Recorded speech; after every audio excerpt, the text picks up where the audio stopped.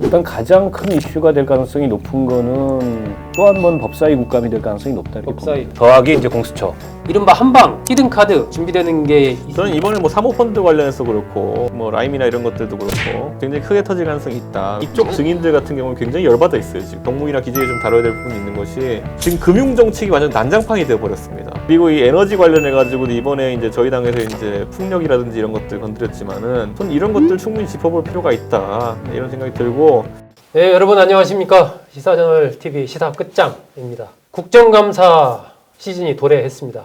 지난 수요일부터죠. 이제 국정감사가 시작이 됐는데 코로나19 와중에 진행이 되다 보니까 외통위 같은 경우는 보통 뭐 제외 공간들 쭉 돌아가면서 국감했었는데 올해는 취소를 했습니다.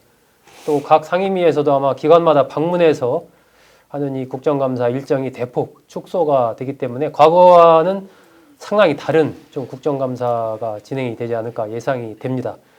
그럼에도 또 야당의 공세가 상당히 좀 치열하게 펼쳐질 것으로 예상이 되는데 올해 국정감사의 주요 쟁점들은 어떤 게 될 것인지 박원석 정의당 정책위의장, 이준석 국민의힘 전 최고위원과 얘기 나눠보도록 하겠습니다. 박 의원님, 올해 국감, 국감하면 보통 야당의 주 무대다 해서 쭉 야권에서 굉장히 이제 공세를 펼치는 그런 흐름이 있어 왔는데 올해는 코로나 영향 등으로 많이 축소돼서 진행되긴 하지만 그럼에도 여러 가지 공세가 좀 날카롭지 않을까 예상이 돼요. 사실은 이쯤 되면 의원실들에서 보도자료를 막 쏟아냅니다. 네. 그러니까 얘기가 되든 안 되든 어쨌든 의원실들은 다 뭔가를 해야 되기 때문에 지금도 아마 쏟아지고 있을 텐데 근데 이렇다하게 눈에 띄는 건 없어요. 네, 지금까지. 좀 더 가봐야 알겠습니다만 일단 가장 큰 이슈가 될 가능성이 높은 거는 또 한 번 법사위 국감이 될 가능성이 높다. 법사위, 추미애 장관 관련된 네, 더하기 이제 공수처까지 네. 포함을 해서 그래서 공수처 후보 추천위원회에 국민의힘이 추천을 한다 안 한다 지금 설왕설래가 많은데 적어도 국감 전에는 안 할 것 같아요. 왜냐하면 국감 가지고 그 공세를 취하고 나서 집중을 해야 되는데 국감 끝나고 나서 해도 늦지 않기 때문에 국감 전에 해주면 그 무뎌지거든요. 그래서 아마 국감 전까지는 안 할 것 같고 그게 어쨌든 지금까지 눈에 들어오는 최대 쟁점이 아닌가 싶고요. 그리고 이제 우리가 늘 민생국회 얘기하는데 어쨌든 지난번에 이제 4차 추경안은 그 여야가 합의하에 통과를 시켰고 재난지원금 관련해서도 합의를 받고 이번 이제 그 국정감사 과정에서 좀 이 코로나 재난 극복과 관련된 생산적인 어떤 정책적 경쟁 이런 게 일어날 수 있을지 아니면 또 소모적으로 입씨름 재정 건전성이나 이런 거 가지고서 입씨름하다 끝날지 요거는 좀 사실은 국회의원들이 국민들 눈을 좀 들여야 될 여야를 떠나서 그런 상황이 아닌가 싶고 아마 강경화 장관 그 남편 문제도 외통위에서 일부 논란은 되겠지만 그때까지 이슈가 갈 것 같지는 않아요. 그 전에 어떤 식으로든지 잦아들든가 아니면 교체를 하든가 정리가 되지 않을까 싶고 지금 제가 봤을 때 눈에 띄는 건 그 정도입니다. 그 이외에 특별하게 아직은 대형 국감 이슈가 될 만한 그 조짐이 보이는 그런 이슈는 없는 것 같아요. 일단 그 국정감사는 야당의 실력이 어느 정도인지가 또 드러나는 그런 장이기도 한데 이준석 최고위원 보기에는 또 어떤 이슈들이 있을까? 국방위에서 지난번에 해수부 공무원 피살된 이런 부분도 좀 이슈가 되지 않을까요? 우선 증인을 싸그리 부를 텐데 싸그리 안 부르겠죠. 민주당이 합의를 안 해주겠죠. 그러니까 저는 이제 그 부분이 아마 야당으로서의 굉장히 제약이 있는 부분이다. 저는 이렇게 보는 거고.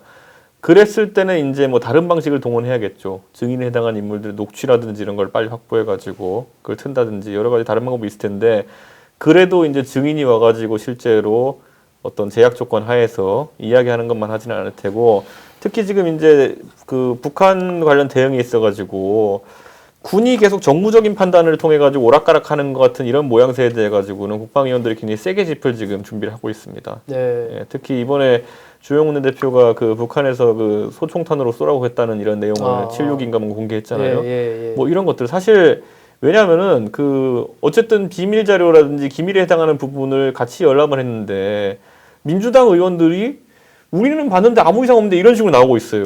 그러니까 이거는 직무유기죠. 첫째로는. 아니 똑같은 자료를 보고 이건 북한이 쏘라고 했구나라고 생각하는 야당 의원들과 확인된 것 없이 공동조사하자 이렇게 하는 거는 이분들이 무슨 인지 능력이 딸리는 것도 아니고 같은 자료를 보고 어떻게 이렇게 다를 수가 있습니까? 우리가 임진왜란전에 갔다 보면 같이 일본 갔다 와가지고 한 사람은 도요토미 히데요시는 무조건 쳐들어올 거다 그러고 한 사람은 안 그럴 건데 이렇게 하는 것처럼 완전 다르게 나온 거잖아요.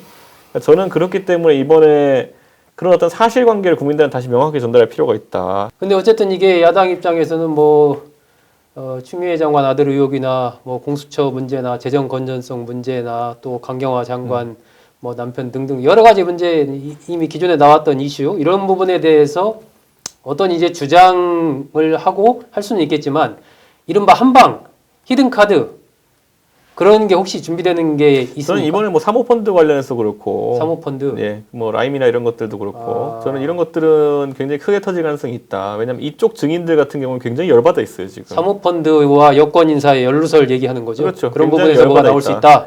그리고 이 에너지 관련해 가지고도 이번에 이제 저희 당에서 이제 풍력이라든지 이런 것들 건드렸지만은 지금 사실 코로나 때문에 산업 전체가 침체되어 가지고 에너지 문제가 대두되지 않고 있는 것이지 한전이라는 그 공기업의 수익성이라든지 아니면 유지 가능성이라는 거는 거의 땅에 추락을 하고 있거든요. 네. 네, 그리고 발전 관계사들인데 보면 전부 다 지금 풍력이랑 태양광에 돈 넣었다가 다 지금 가동률 떨어져가지고 지금 말도 안 되는 상황이거든요. 예. 저는 이런 것들 충분히 짚어볼 필요가 있다 이런 생각이 들고 기재위 쪽에 이런 데 좀 다뤄야 될 부분도 있는 거, 정무위나 기재위 좀 다뤄야 될 부분도 있는 것이 지금 금융 정책이 완전 난장판이 되어 버렸습니다. 그러니까 정부는 사실상 주식 시장으로 이제 돈이 갈도록 유도하는 상황 속에서 많은 돈이 주식으로 들어가고 있고 또 부동산에도 많은 돈이 묶여 있고 정작 지금 이제 은행에는 이제 돈이 이제 잘 모이지 않는 그런 상황이거든요. 그래가지고 일부 은행들이 최근에 금리 인상을 결정을 했어요. 그리고 실제로 금리를 올리기 시작했는데 저는 이 상황이 앞으로 경제에 가져올 파급 효과가 굉장히 크다 이렇게 좀 보거든요.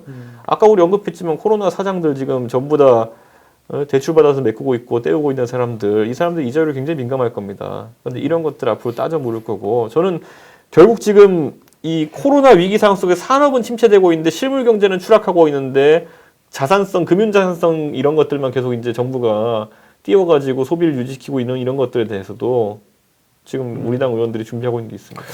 근데 이제 그 제가 국민의힘한테 좀 얘기를 하고 싶은 거는 20대 국회 내내 사실은 국감에서 국민의힘이 당시에 이제 새누리당이었죠. 미래통합당이었나? 네, 통합당. 뭐 이렇다 할 만한 게 없어요. 전략도 없고 한방도 없고 그러니까 결국에는 이제 실력이죠. 예, 야당의 모델라고 하는 국정감사를 제대로 활용하지 못했는데 실은 지금 여권의 입장에서는 악재고 제1야당의 입장에서는 정치적 공세를 취할 수 있는 소재들이 그동안 꽤 많았어요.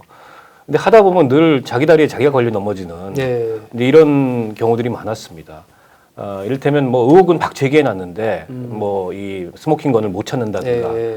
아니면은 막 어쨌든 그 여권의 실책이나 이런 걸 가지고 공격하는데 정작 당내에서 엉뚱한 뭐 발언을 한다거나 엉뚱한 행위를 해가지고 역풍을 맞는다거나 구체적인 성과를 올린 적이 없는 그렇죠. 거죠. 그래서 사실은 공세를 무작정 취한다고 중요한 게 아니고 목표가 뭐냐 예. 이번 국감 때 이번 국감 통해 가지고 문재인 정부 무너뜨릴 건 아니잖아요.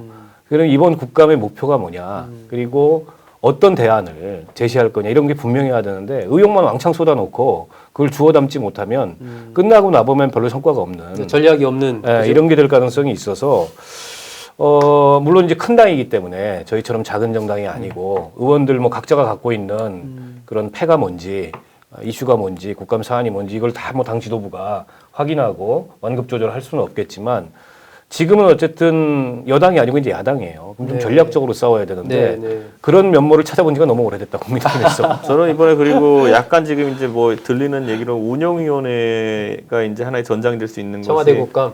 문재인 정부에서 이제 사실 측근 비리라든지 가족에 대한 어떤 부분 같은 경우에는 아직까지 이제 심대하게 터지진 않았거든요. 네. 그래서 최근에 이제 이스타항공 문제와 더불어 가지고 문재인 대통령의 가족들에 대한 어떤 비리 제보 같은 것들이 아니면 뭐 비리까지는 아니더라도 여러 가지 제보들이 네. 들어오고 있는 것은 알고 있어요. 네. 그런데 그게 이제 어떤 식으로 이제 스토리를 만들지 그거는 뭐 그 해당 담당하는 의원들의 영역이겠으나 저는 뭐 들은 것 중에는 만약 사실이라면 상당히 심각한 의혹들도 있으니 예, 그거는 아까 말했던 거 쿠킹을 어떻게 하냐는 야당의 능력입니다. 그거. 네. 그 재밌는 얘기네요.